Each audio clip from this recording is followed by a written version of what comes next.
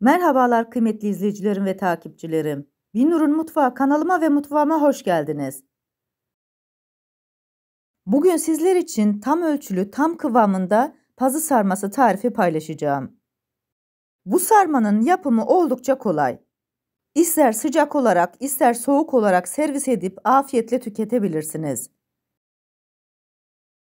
Tarifime başlamadan önce kimin nereden izlediğini bana yorumlardan yazarsanız, değerli takipçilerimin nereden izlediğini öğrenmiş olurum.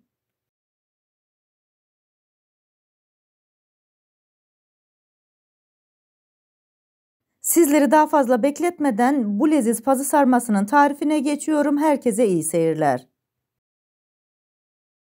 Tarifimde 4 demet pazı kullandım. Pazıları yıkamadan önce sap kısımlarından ayırıyorum.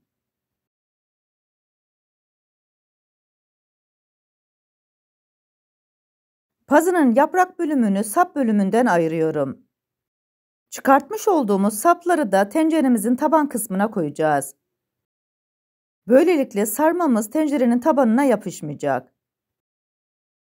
Tarifimi buraya kadar izleyip beğendiyseniz ve hala kanalıma abone değilseniz, abone olup beğeni ve yorumlarınızla beni desteklerseniz çok sevinirim.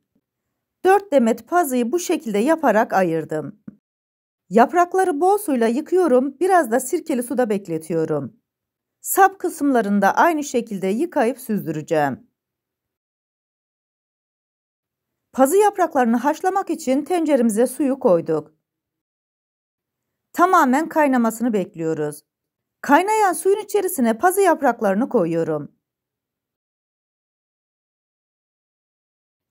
Kevgir yardımıyla biraz üzerine bastırıyorum. Sadece bastırıyorum ve daha sonra ters çeviriyorum. Ters çevirdiğim bölüme de biraz bastırdıktan sonra suyun içerisinden alıyorum, buz gibi soğuk suyun içerisine koyuyorum. Soğuk suyun içerisine koyduğumuz zaman pazı yapraklarının rengi değişmeyecek. Ve şoklama yapacağız, daha fazla da pişmesine engel olacağız. Çok narin olduğu için çok çabuk pişiyor. O yüzden haşlama esnasında sadece 1 saniye bir tarafını, daha sonra 1 saniyede diğer tarafını çevirerek soğuk suyun içerisine bırakın. Pazı yapraklarımızın hepsini bu şekilde haşlayarak soğuk suyun içerisine koyuyoruz. İç harcını hazırlamak için 1 çay bardağı zeytinyağını tencereye koyuyorum. 4 adet kuru soğanı küçük küçük doğradım, tencerenin içerisine onu da koyuyorum. Soğanların diriliği geçinceye kadar kavuruyorum. Bu arada ocağımızın altı yüksek ateşte.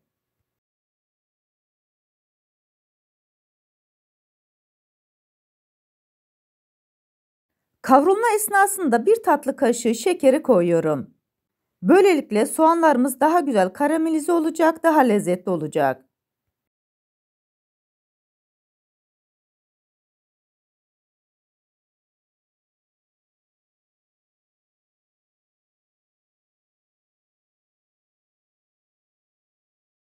Soğanlarımız yeterince kavruldu. İçerisine 1 yemek kaşığı domates salçası, 1 yemek kaşığı biber salçasını ekliyorum. Salçaları güzelce kavuruyorum. Her zaman söylediğim gibi yemeğinizin içerisine salçayı koyduğunuz zaman güzelce kavurun. Aksi halde salçanın ekşi tadını hissedersiniz.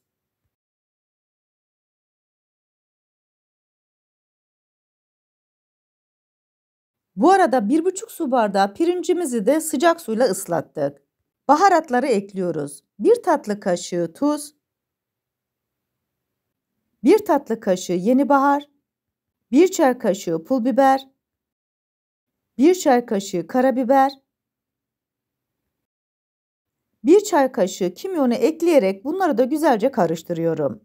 Ben baharat olarak bunları kullandım. Sizler kendi damak zevkinize göre baharat miktarını artırıp ya da azaltabilirsiniz. 1,5 su bardağı pirincimizi güzelce yıkadık ve süzdürdük. Tencerenin içerisine pirinçleri ekliyorum. Bütün malzemeler birbirine geçinceye kadar 1 dakika boyunca kavuruyorum.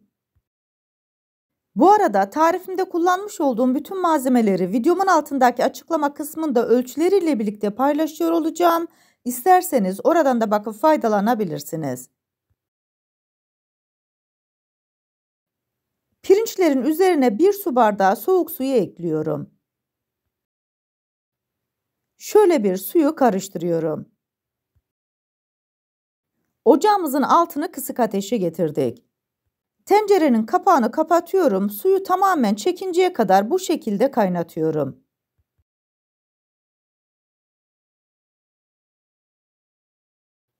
Yarım demet maydanozu küçük küçük doğradım. Tencerenin içerisine bunları da ekliyorum. Bu aşamada artık ocağımızın altını kapattık. Tencerenin ve içerisindeki iç harcının sıcaklığı sayesinde maydanozlarımız da diriliğini kaybedecek. İç harcımızı soğuması için kenara alıyoruz. Pazı yapraklarını da güzelce süzdürdüm. Pazının parlak kısmı alt tarafa gelecek şekilde tahtanın üzerine koyuyorum. Damarlı kısmı bıçağın arka tarafıyla hafifçe eziyorum. Bu aşamada çok fazla sert vurarak pazıyı yırtmayın. Hafif hareketlerle vurmanız yeterli. Geniş olan kısmına 1 tatlı kaşığı iç harcından koyuyorum. Elimle düzelterek kenar kısımlarını içeriye doğru katlıyorum. İç harcı koymuş olduğum bölümden başlayarak uca kadar sarıyorum. Bu aşamada pazınızı çok fazla sıkı sarmayın. Aksi halde pişerken patlamalar olur. Tarifimdeki tüm püf noktaları detaylı bir şekilde sizlere anlatmaya çalışıyorum. Ancak yine de aklınıza takılan bir kısım olursa bana yorumlardan yazabilirsiniz.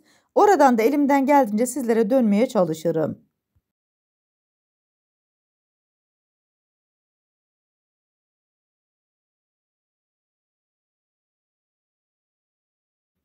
Küçük pazıları bu şekilde sardım. Daha geniş ve uzun pazı parçasını alıyorum. Pazının parlak kısmı alt tarafa gelecek şekilde açıyorum. Damarlı kısım çok fazla kalın olduğu için bıçak yardımıyla alıyorum. Damarlı kısmı alırken çok derin olacak şekilde almayın. Aksi halde pazınızı yırtarsınız. Görmüş olduğunuz gibi yüzeysel olacak şekilde aldım.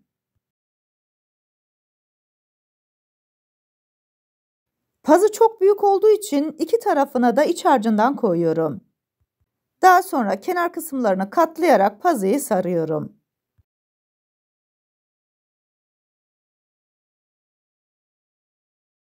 Pazılarımızın hepsini bu şekilde sardık. 4 demet pazıya iç harcı tam geldi. Geniş olan tenceremizi alıyoruz. Yıkayıp süzdürmüş olduğum pazı saplarını tencerenin taban kısmına yerleştiriyorum.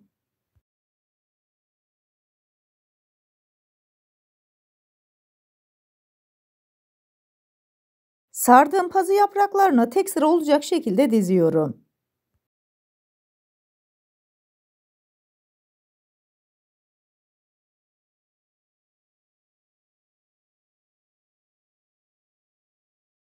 Tencerenin içerisine pazı yapraklarının hepsini dizdim.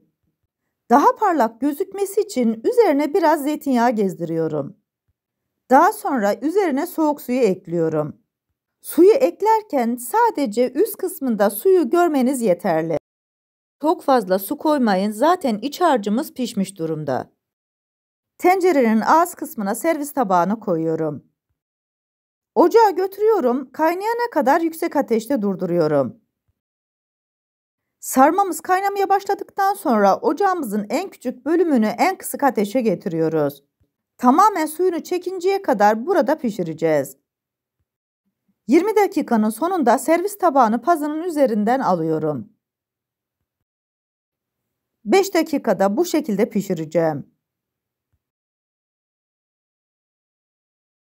Toplamda 25 dakikanın sonunda pazılarımız güzel bir şekilde pişti. Soğuması için kenara alıyorum. Ben pazıları soğuk servis ettim. Sizler dilerseniz sıcak ya da soğuk şekilde de servis edebilirsiniz. Servis tabağına almış olduğum pazıların kenarına biraz da yoğurt koyuyorum. Böylelikle lezzetine lezzet katmış oluyoruz. Sizlere bir de iç dokusunu göstermek istiyorum. Lokum kıvamında çok lezzetli pazı sarmamız oldu. Bu leziz pazı sarmasının tarifini yapıp deneyecek olan herkese şimdiden afiyet olsun. Bir tarifimizin daha sonuna geldik. Videomu izlediğiniz için teşekkür ederim. Bana destek olmak için tarifimi beğendiyseniz beğenmeyi, abone değilseniz abone olmayı, yeni tariflerimi izlemek için bildirim zilini açmayı, tariflerimi sevdiklerinizle paylaşmayı unutmayın. Her şeyin gönlünüzce olması dileğiyle. Hoşça kalın, afiyetle kalın, Allah'a emanet olun.